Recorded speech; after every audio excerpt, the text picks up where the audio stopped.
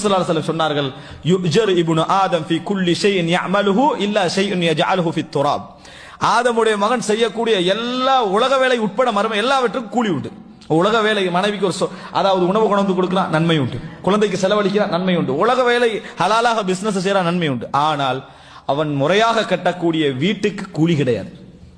அவன் முறையாக வீடு கட்டுறான், அல்லாஹ் அனுமதிச்ச வகையில கட்டுறான், ஹலாலான சொத்துல கட்டுறான், மறுமையில நன்மை கிடையாது. அதுக்கு அந்த வீட்டுக்கு மறுமையில நன்மை கிடையாது.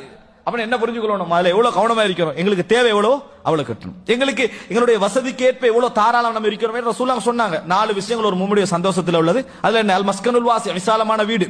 அவர் விசாலமான வீடு கட்டுறமா கட்டி முடிச்சிடணும். ஆனால் அதுலயே நம்மளோட உலக சிந்தனை அப்படி மூழ்கிற அளவுக்கு அதேன்னு நம்மளுக்கு இருந்த மட்டும் வைங்களேன், அல்லாஹ் தஆலா பற்று அதிகரிச்சுக்கிட்டே போவான். அல்லாஹ் தஆலா பற்று அதில் அதிகரிச்சுக்கிட்டே போவான். அந்த கடைசியில் என்ன நடக்கும்? அவன் வீட்டை விட்டு வெளியே போற, எனக்கு வீட்டில் இதுல தான்ப்பா இருக்கணும், எந்த ப்ரோக்ராமுக்கு போற கூட இங்கேயே ஒரு பள்ளி உருவாக்கிட்டா நல்லது என்னது அதை நினைக்கிற அளவுக்கு ஊட்டிடப்பட்டு கூடும், நடக்கும். அப்படி